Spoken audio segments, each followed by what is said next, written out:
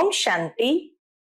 आज 20 सितंबर 2024 के बाबा के अनमोल मधुर महावाक्य सुनेंगे। आज की मुरली में बाबा हम बच्चों को पुरुषोत्तम संगम युग की महिमा बताते हैं। बाबा कहे ये महिमा तुम्हें सबको सुनानी है कि इसे पुरुषोत्तम कल्याणकारी संगम युग क्यों कहा जाता है, क्योंकि यह है कलयुग अंत और सतयुग आदि का संगम, इसीलिए उसको संगम युग कहा जाता है। साथ ही बाबा कहे परम पिता परमात्मा आकर के आत्मा पुरुष को उत्तम पुरुष बनाते हैं। चाहे स्त्री हो चाहे पुरुष हो, बाबा आत्माओं को उत्तम पुरुष बनाते हैं और सबका कल्याण करते हैं सदगति करते हुए। तो बाबा कहे ये पुरुषोत्तम संगम युग इसी समय आता है जब परमात्मा आकर के एक रूहानी यूनिवर्सिटी खोलते हैं, बच्चों को रचता और रचना का परिचय देते हैं। और बाबा कहे तुम बच्चों को भी ऐसे खुदा के मददगार बनना है, खुदाई खिदमतगार बनकर अनेक आत्माओं की सेवा करनी है। तो सुनते हैं आज के बाबा के अनमोल मधुर महावाक्य। ओम शांति। मीठे बच्चे, तुम्हें बाप समान खुदाई खिदमतगार बनना है। संगम पर बाप आते हैं तुम बच्चों की खिदमत यानी सेवा करने। आज की मुरली से प्रश्न है, यह पुरुषोत्तम संगम युग ही सबसे सुहावना और कल्याणकारी है, कैसे? उत्तर है, इसी समय तुम बच्चे स्त्री और पुरुष दोनों ही उत्तम बनते हो। यह संगम युग है ही कलयुग अंत और सतयुग आदि के बीच का समय। इस समय ही बाप तुम बच्चों के लिए ईश्वरीय यूनिवर्सिटी खोलते हैं, जहां तुम मनुष्य से देवता बनते हो। ऐसी यूनिवर्सिटी सारे कल्प में कभी नहीं होती। इसी समय सबकी सदगति होती है। इस यूनिवर्सिटी के द्वारा ही जो ज्ञान प्राप्त होता है उससे सबकी सदगति होती है। ओम शांति। रूहानी बाप रूहानी बच्चों को बैठ समझाते हैं। यहां बैठे बैठे एक तो तुम बाप को याद करते हो, क्योंकि वह पतित पावन है। उनको याद करने से ही क्या बनेंगे? पावन सतो प्रधान बनने की तुम्हारी एम है, लक्ष्य है कि हमें बाबा को याद करके पावन सतो प्रधान बनना है। ऐसे नहीं सतो तक एम है, त्रेता युग तक चंद्रवंशी बनने की एम नहीं है, लेकिन सतो प्रधान यानी सूर्यवंशी बनने की एम है।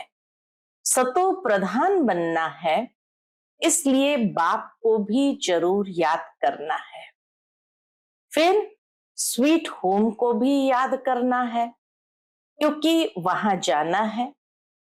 फिर माल मिल्कियत भी चाहिए, इसलिए अपने स्वर्ग धाम को भी याद करना है। एक तो बाप को याद करना है, दूसरा बाबा कहे जहां जाना है वो स्वीट होम को भी याद करना है, और जो प्राप्ति करनी है तो स्वर्ग धाम को भी याद करना है। इसलिए अपने स्वर्ग धाम को भी याद करना है, क्योंकि यह प्राप्ति होती है। बच्चे जानते हैं हम बाप के बच्चे बने हैं, बरोबर बाप से शिक्षा लेकर हम स्वर्ग में जाएंगे, नंबरवार पुरुषार्थ अनुसार। बाकी जो भी जीव की आत्माएं हैं वो शांति धाम में चली जाएगी। घर तो जरूर जाना है। बच्चों को यह भी मालूम हुआ अभी है रावण राज्य, इसकी भेंट में सतयुग को फिर नाम दिया जाता है राम राज्य। दो कला कम हो जाती है, उनको सूर्यवंशी, उनको चंद्रवंशी कहा जाता है। जैसे ही दो कला कम हुई तो चंद्रवंशी कहलाते हैं, नहीं तो सतयुग को सूर्यवंशी कहा जाता है। जैसे क्रिश्चियन की डिनाइस्टी एक ही चलती है, वैसे यह भी एक ही डिनाइस्टी, परंतु उसमें सूर्यवंशी और चंद्रवंशी है। यह बातें कोई भी शास्त्र में नहीं है। बाप बैठ समझाते हैं। जिसको ही ज्ञान अथवा नॉलेज कहा जाता है, स्वर्ग स्थापन हो गया, फिर नॉलेज की दरकार नहीं। यह नॉलेज बच्चों को पुरुषोत्तम संगम युग पर ही सिखलाई जाती है। तुम्हारे सेंटर्स पर और म्यूजियम में बहुत बड़े बड़े अक्षरों में जरूर लिखा हुआ हो। क्या लिखा हुआ होना चाहिए कि बहनों और भाइयों, यह पुरुषोत्तम संगम युग है जो एक ही बार आता है। पुरुषोत्तम संगम युग का अर्थ भी नहीं जानते हैं। बाबा कहे दुनिया के लोग पुरुषोत्तम संगम युग का अर्थ भी नहीं समझते हैं।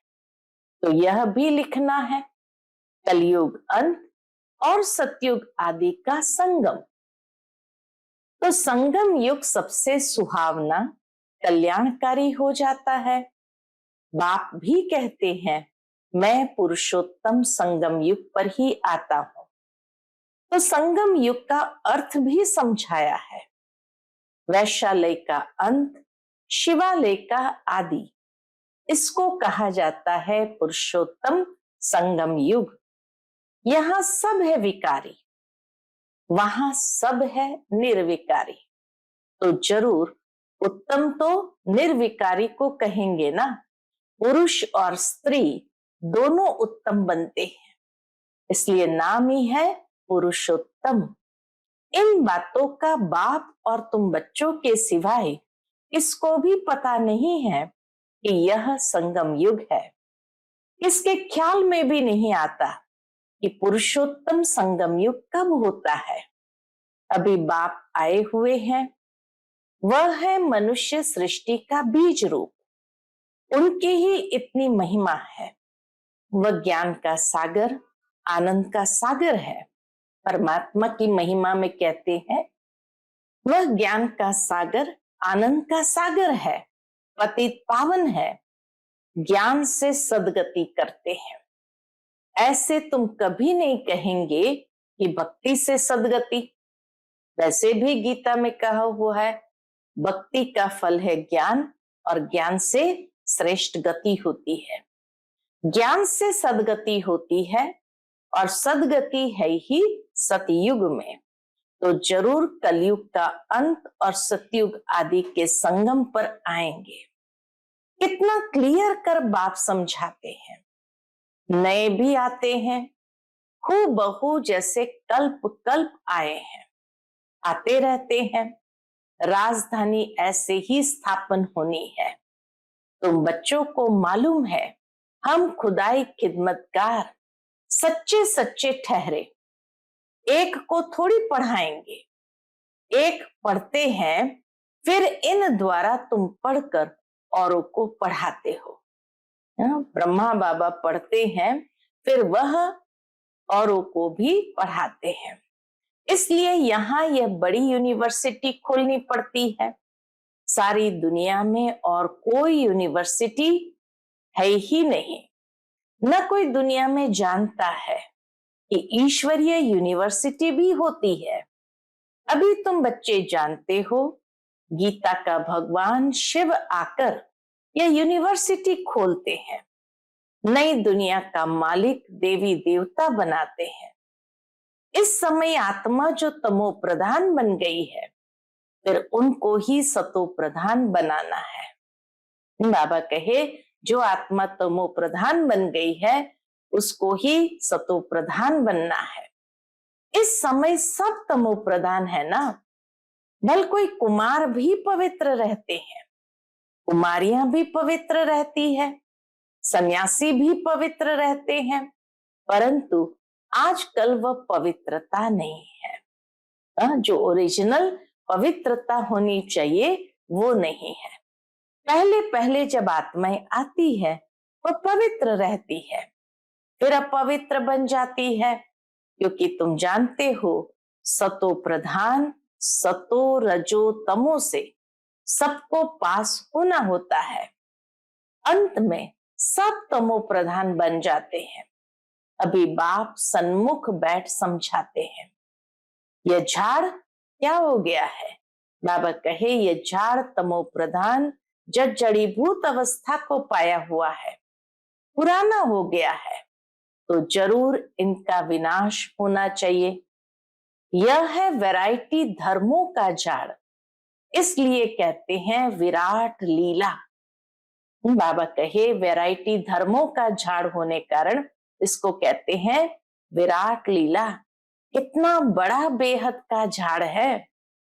वह तो जड़ झाड़ होते हैं, जो बीज डालो वह झाड़ निकलता है। यह फिर है वैरायटी धर्मों का वैरायटी चित्र। बाबा कहे वैरायटी धर्मों का वैरायटी चित्र है। सब मनुष्य, परंतु उनमें वैरायटी बहुत है, इसलिए विराट लीला कहा जाता है। सब धर्म कैसे नंबरवार आते हैं यह भी तुम जानते हो। सबको जाना है फिर आना है, यह ड्रामा बना हुआ है भी कुदरती ड्रामा। कुदरत यह है जो इतनी छोटी सी आत्मा अथवा परमात्मा में कितना पार्ट भरा हुआ है। परमात्मा को मिलाकर परमात्मा कहा जाता है। तुम उनको बाबा कहते हो। परमात्मा को हम बच्चे बाबा कहते हैं, क्योंकि सभी आत्माओं का वह सुप्रीम बाप है ना। बच्चे जानते हैं आत्मा ही सारा पार्ट बजाती है, मनुष्य ये नहीं जानते। वह तो कह देते आत्मा निर्लेप है, वास्तव में यह अक्षर रॉन्ग है। बाबा कहे यह कहना कि आत्मा निर्लेप है यह रॉन्ग है। यह भी बड़े बड़े अक्षरों में लिख देना चाहिए, आत्मा निर्लेप नहीं है। आत्मा ही जैसे जैसे अच्छे व बुरे कर्म करती है तो ऐसा वह फल पाती है। बुरे संस्कारों से पतित बन पड़ती है, तब तो देवताओं के आगे जाकर उनकी महिमा गाते हैं। अभी तुमको 84 जन्मों का पता पड़ गया है और कोई भी मनुष्य नहीं जानते। तुम उनको 84 जन्म सिद्ध करके बतलाते हो, तो कहते हैं क्या कहते हैं, क्या शास्त्र सब झूठे हैं। पूछते हैं क्या शास्त्र सब झूठे हैं, क्योंकि सुना है मनुष्य 84 लाख योनियां लेते हैं। अभी बाप बैठ समझाते हैं, वास्तव में सर्वशास्त्रमय शिरोमणि है ही गीता। बाप अभी हमको राजयोग सिखला रहे हैं, जो 5000 वर्ष पहले सिखलाया था। तुम जानते हो हम पवित्र थे, पवित्र गृहस्थ धर्म था। अभी इनको धर्म नहीं कहेंगे, गृहस्थ धर्म नहीं कहेंगे। क्यों? बाबा कहे अधर्मी बन पड़े हैं, अर्थात विकारी बन गए हैं, इसलिए धर्म नहीं कहेंगे। धर्म माना जहां पवित्रता हो। तो बाबा कहे अधर्मी बन पड़े हैं, अर्थात विकारी बन गए हैं। इस खेल को तुम बच्चे समझ गए हो। यह बेहद का ड्रामा है जो हर 5000 वर्ष बाद रिपीट होता रहता है। लाखों वर्ष की बात तो कोई समझ भी न सके। यह तो जैसे कल की बात है। तुम शिवालय में थे, आज वैशाली में हो, फिर कल शिवालय में होंगे। सतयुग को कहा जाता है शिवालय, त्रेता को सेमी कहा जाता है। इतने वर्ष वहां रहेंगे। सतयुग त्रेता 2500 वर्ष वहां रहेंगे। पुनर्जन्म में तो आना ही है। इनको कहा जाता है रावण राज्य। तो मादा कल पतित बने। अब बाप कहते हैं गृहस्थ व्यवहार में रहते कमल फूल समान पवित्र बनो। कुमार और कुमारियां तो है ही पवित्र, उन्हों को फिर समझाया जाता है। क्या समझाते हैं? ऐसे गृहस्थ में फिर जाना नहीं जो फिर पवित्र होने का पुरुषार्थ करना पड़े। भगवान वाच, क्या है भगवान वाच? बाबा कहे भगवान वाच है कि पावन बनो। तो बेहद के बाप का मानना पड़े ना। तुम गृहस्थ व्यवहार में रहते कमल फूल समान रह सकते हो, फिर बच्चों को पतित बनने की आदत क्यों डालते हो? खुद पावन बने तो बाबा कहे बच्चों को पतित बनने की आदत क्यों डालते हो, जबकि बाप 21 जन्म के लिए पतित होने से बचाते हैं। इसमें लोक लाज कुल की मर्यादा भी छोड़नी पड़े। यह है बेहद की बात। बैचलर्स यानी कुमार तो सब धर्मों में बहुत रहते हैं, परंतु सेफ्टी से रहना जरा मुश्किल होता है। कुमारों के लिए सेफ्टी से रहना जरा मुश्किल होता है। फिर भी रावण राज्य में रहते हैं ना। विलायत में भी ऐसे बहुत मनुष्य शादी नहीं करते हैं, फिर पिछाड़ी में कर लेते हैं कंपेनियनशिप के लिए। क्रिमिनल आई से नहीं करते हैं, ऐसे भी दुनिया में बहुत होते हैं, पूरी संभाल करते हैं। फिर जब मरते हैं तो कुछ उनको देकर जाते हैं, कुछ धर्माओं लगा देते हैं। बाबा कहे कुछ उनको देकर जाते, कुछ धर्माओं लगा देते, ट्रस्ट बनाकर जाते हैं। विलायत में भी बड़े बड़े ट्रस्ट होते हैं जो फिर यहाँ भी मदद करते हैं। यहाँ ऐसा ट्रस्ट नहीं होगा जो विलायत को भी मदद करे। भारत में ऐसा कोई ट्रस्ट नहीं होगा जो विलायत को मदद करे। यहाँ तो गरीब लोग हैं, क्या मदद करेंगे? वहां तो उन्हों के पास पैसे बहुत है। भारत तो गरीब है ना। भारतवासियों की क्या हालत है? भारत कितना सिरताज था, कल की बात है। खुद भी कहते हैं 3000 वर्ष पहले पैराडाइज था। भारत स्वर्ग यानी पैराडाइज था। बाप ही बनाते हैं। तुम जानते हो बाप कैसे ऊपर से नीचे आते हैं पतितों को पावन बनाने। वह है ही ज्ञान का सागर, पतित पावन, सर्व का सदगति दाता, अर्थात सबको पावन बनाने वाला। तुम बच्चे जानते हो मेरी महिमा तो सब गाते हैं। मैं यहाँ पतित दुनिया में ही आता हूँ तुमको पावन बनाने। तुम पावन बन जाते हो तो फिर पहले पहले पावन दुनिया में आते हो, बहुत सुख उठाते हो, फिर रावण राज्य में गिरते हो। बल गाते तो है, क्या गाते हैं? परम पिता परमात्मा ज्ञान का सागर, शांति का सागर, पतित पावन है, परंतु पावन बनाने के लिए कब आएंगे ये कोई भी नहीं जानते हैं। बाप कहते हैं तुम मेरी महिमा करते हो ना। अब मैं आया हूं, तुमको अपना परिचय दे रहा हूं। मैं हर 5000 वर्ष के बाद इस पुरुषोत्तम संगम युग पर आता हूं। कैसे आता हूं वह भी समझाता हूं। चित्र भी है। ब्रह्मा कोई सूक्ष्म वतन में नहीं होता है।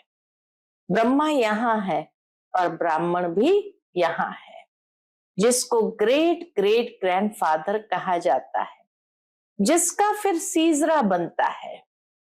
मनुष्य सृष्टि का सीजरा तो प्रजापिता ब्रह्मा से ही चलेगा ना। वही बीज है। प्रजापिता है तो जरूर उनकी प्रजा होगी। कुख वंशावली तो हो न सके, जरूर एडॉप्टेड होंगे। ग्रेट ग्रेट ग्रैंडफादर है तो जरूर एडॉप्ट किया होगा। तुम सब एडॉप्टेड बच्चे हो। अभी तुम ब्राह्मण बने हो, फिर तुमको देवता बनना है। शूद्र से ब्राह्मण, फिर ब्राह्मण से देवता। ये बाजोली का खेल है। विराट रूप का भी चित्र है ना, वहां से सबको यहां आना है जरूर। जब सब आ जाते हैं, परमधाम से सबको आना है जरूर। जब सब आ जाते हैं, फिर क्रिएटर भी आते हैं। वह क्रिएटर डायरेक्टर है, एक्ट भी करते हैं। शिव बाबा क्रिएटर डायरेक्टर तो है ही है, लेकिन प्रिंसिपल एक्टर भी है, तो एक्ट भी करते हैं। बाप कहते हैं, हे आत्माएं, तुम मुझे जानते हो, तुम आत्माएं मेरे सब बच्चे हो ना। बाबा कहे, तुम आत्माएं मेरे सब बच्चे हो ना। तुमने पहले सतयुग में शरीरधारी बन कितना अच्छा सुख का पाठ बजाया, फिर 84 जन्म बाद तुम कितने दुख में आ गए हो। ड्रामा के क्रिएटर, डायरेक्टर, प्रोड्यूसर होते हैं ना, यह है बेहद का ड्रामा। बेहद ड्रामा को कोई भी जानते नहीं। भक्ति मार्ग में ऐसी ऐसी बातें बताते हैं जो मनुष्य की बुद्धि में वही बैठ गई है। अब बाप कहते हैं, क्या कहते हैं, मीठे मीठे बच्चों, ये सब भक्ति मार्ग के शास्त्र है। भक्ति मार्ग की ढेर सामग्री है। जैसे बीज की सामग्री झाड़ है, इतने छोटे बीज से झाड़ कितना अथाह फैल जाता है। भक्ति का भी इतना विस्तार है। ज्ञान तो बीज है, उसमें कोई भी सामग्री की दरकार नहीं रहती है। बाप कहते, अपने को आत्मा समझ, बाप को याद करो, और कोई व्रत नियम नहीं है। यह सब बंद हो जाता है। फिर सतयुग में कोई व्रत नियम नहीं रहता, सब बंद हो जाता है। तुमको सदगति मिल जाएगी, फिर कोई बात की दरकार नहीं। तुमने ही बहुत भक्ति की है, उसका फल तुमको देने के लिए आया हूं। देवताएं शिवालय में थे ना, तब तुम मंदिर में जाकर उन्होंने महिमा गाते हैं। अब बाप समझाते हैं, मीठे मीठे बच्चों, मैंने 5000 वर्ष पहले भी तुमको समझाया था। बाबा कहते, मैंने 5000 वर्ष पहले भी तुमको समझाया था। क्या समझाया था? कि अपने को आत्मा समझो, देह के सब संबंध छोड़, मुझ एक बाप को याद करो, तो इस योग अग्नि से तुम्हारे पाप भस्म हो जाएंगे। बाप जो कुछ अभी समझाते हैं, कल्प कल्प समझाते आए हैं। गीता में भी कोई कोई अक्षर अच्छे हैं। कौन से अच्छे हैं? जैसे कि मन मना भव, अर्थात मुझे याद करो। शिव बाबा कहते हैं, मैं यहां आया हूं, किसके तन में आता हूं वह भी बताता हूं। ब्रह्मा द्वारा सब वेदों शास्त्रों का सार तुमको सुनाता हूं, चित्र भी दिखाते हैं, परंतु अर्थ नहीं समझते। अभी तुम समझते हो शिव बाबा कैसे ब्रह्मा तन द्वारा सब शास्त्रों आदि का सार सुनाते हैं। 84 जन्मों के ड्रामा का राज भी तुमको समझाते हैं। इनके ही बहुत जन्म के अंत में आता हूं, यही फिर पहले नंबर का प्रिंस बनते हैं, फिर 84 जन्मों में आते हैं। अच्छा, मीठे मीठे सिकिलधे बच्चों प्रति माता पिता बाप दादा का याद प्यार और गुड मॉर्निंग। रूहानी बाप की रूहानी बच्चों को नमस्ते। हम सब रूहानी बच्चों की रूहानी माता पिता बाप दादा को याद प्यार, गुड मॉर्निंग और नमस्ते नमस्ते। शुक्रिया बाबा, शुक्रिया। आज की मुरली से धारणा के लिए मुख्य सार है। पहली पॉइंट, इस रावण राज्य में रहते पतित लोकलाज कुल की मर्यादा को छोड़ बेहद बाप की बात माननी है। गृहस्थ व्यवहार में कमल फूल समान रहना है। दूसरी पॉइंट, इस वैरायटी विराट लीला को अच्छी तरह समझना है। इसमें पाठ बजाने वाली आत्मा निर्लेप नहीं है, अच्छे बुरे कर्म करती और उसका फल पाती है। इस राज को समझकर श्रेष्ठ कर्म करने हैं। आज का बाप दादा का मधुर वरदान हम बच्चों के प्रति है, बाप के संस्कारों को अपने ओरिजिनल संस्कार बनाने वाले शुभ भावना शुभ कामनाधारी भव। बाप के संस्कारों को अपने ओरिजिनल संस्कार बनाने वाले शुभ भावना शुभ कामनाधारी भव। अभी तक कई बच्चों में फीलिंग के, किनारा करने के, पर चिंतन करने व सुनने के भिन्न भिन्न संस्कार है, जिन्हें कह देते हो कि क्या करें, मेरे ये संस्कार है। ये मेरा शब्द ही पुरुषार्थ में ढीला करता है, मेरा शब्द ही पुरुषार्थ में ढीला करता है। ये रावण की चीज है, मेरी नहीं। लेकिन जो बाप के संस्कार है वही ब्राह्मणों के ओरिजिनल संस्कार है। वह संस्कार कौन से हैं?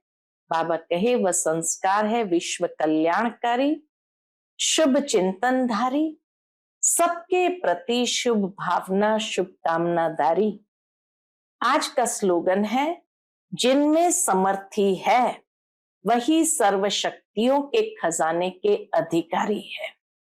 जिनमें समर्थी है वही सर्वशक्तियों के अधिकारी है। अच्छा, ओम शांति।